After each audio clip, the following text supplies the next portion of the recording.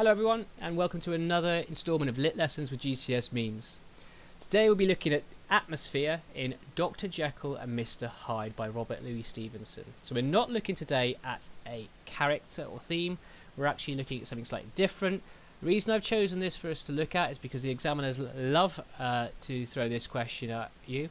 So we'll be thinking about what atmosphere is created, how it is created, and why atmosphere is made in this way by our writer. Okay, why he has decided to create an atmosphere like he has. So first of all, we must know what the atmosphere is like within the text.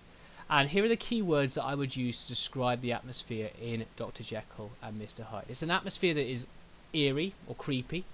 Just a posh word for creepy eerie is. So do remember that the better your vocabulary is, the more likely you'll come across as intelligent within your exam, so do use your best words you can. It's also an atmosphere that is mysterious and confusing throughout as we try and figure out what on earth is going on in Victorian London.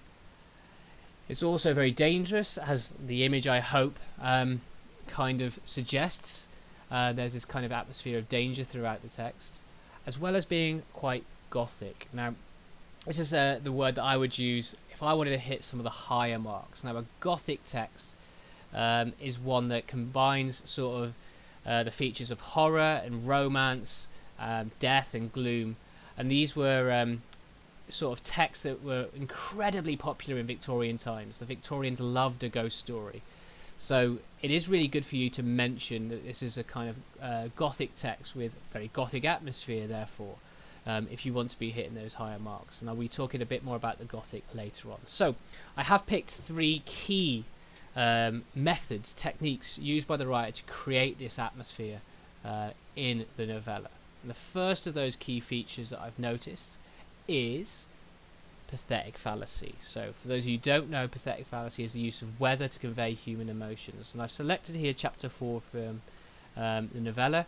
This is description of the weather just after Sir Danvers Carewe's death, and probably the most common description of weather comes to fog within the text. I think fog is mentioned maybe 4 or 5 times, and it creates this sense of mystery that you can't see truly the world around you, and Utterson certainly feels that himself. It also creates this sense of danger too, because you're unable to see incoming danger, unable to see things jumping out at you, for example. So we feel our characters are quite vulnerable whenever fog is mentioned. And I think in this quote in particular, we have this lovely description of the fog as being a great chocolate-coloured pall which lowered over heaven. And a pall is a cloth spread over a coffin. And it's this idea that death is kind of everywhere within the text. So another kind of atmospheric feature created by the fog here is this idea that it's quite gloomy for our Londoners and Utterson as well. So that's the first piece of weather, and probably the most common within the text. The other, and probably the second most common weather choice by Stevenson, is the wind. And it creates this sense, in my mind, of how unpredictable events are. We can't predict when the wind is going to kind of pick up, when it's going to fall back. And it creates this sense of unpredictability that rings true with the events and the character of Mr. Hyde, I suppose. It also, in this section, it says that the wind is charging through the fog. So it's this quite sort of violent image which suggests the violence of the events that have just occurred too, and this idea of the restlessness in the characters as they try to work out what's gone on with the murder too. But there's not just this in this section. This is what makes it a great section for me in chapter 4.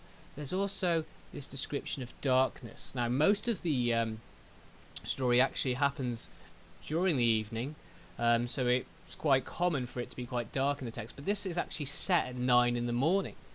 But we still have this description of how dark it is, and once again we get this sense of gloom, depression, and danger as the characters truly can't see the world around them and the hidden things that might be crawling out from the alleyways of London in this section. So pathetic fallacy is key method number 1, and that links quite nicely with key method number 2, which is foreshadowing and foreboding. Quite often the weather is used to predict future events, and I've selected some other moments here which aren't where weather is used to predict events, but events are predicted through other methods too. So I've selected the section from chapter 2 here where Utterson and Mr. Hyde first meet.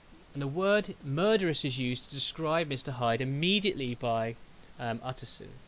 And throughout the text, Utterson seems to hint that Hyde will murder Dr. Jekyll in his mind, and he comes to be quite right, as we know in chapter 8, by Hyde killing himself. He also takes the life of Dr. Jekyll, and the word murderous here being used immediately reflects that this character is going to kill, and he does. He kills Damus Carew 2 chapters later, and kills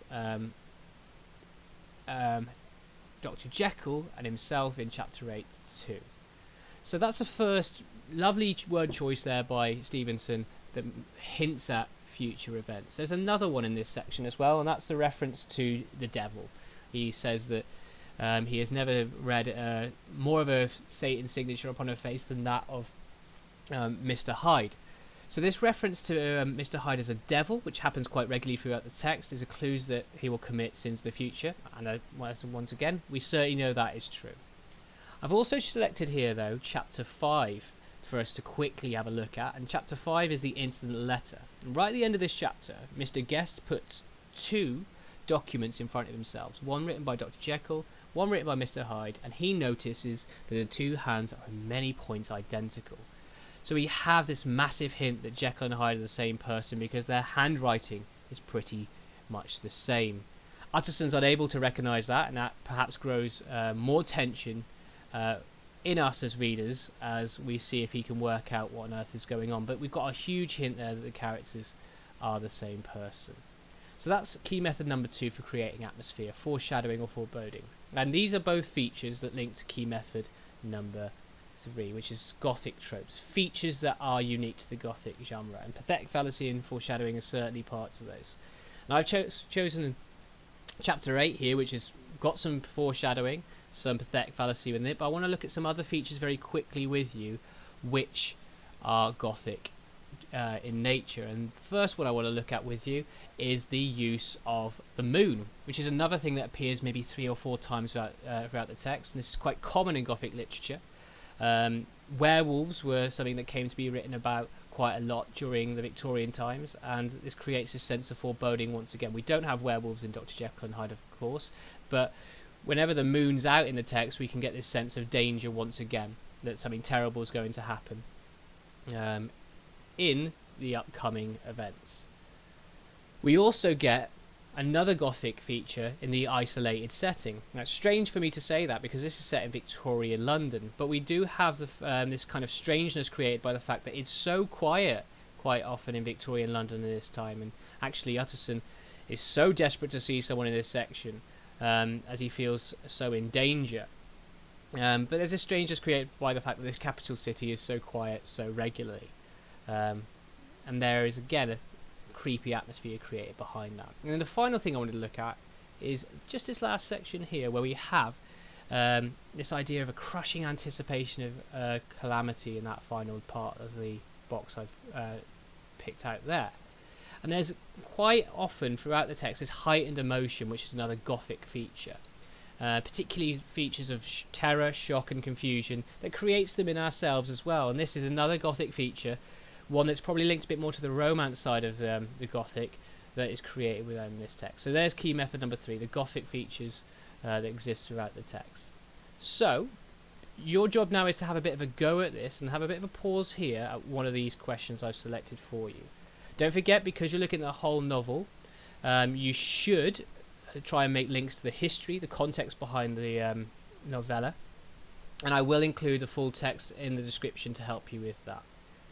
I've provided here for you as well your meme as promised. I had to include a dog at some point, a massive dog like for myself, and don't forget as well that if you do need anything else to let me know in the comments, and like and subscribe as well this video for more on Dr. Jekyll and Mr. Hyde and other literature texts. Thank you.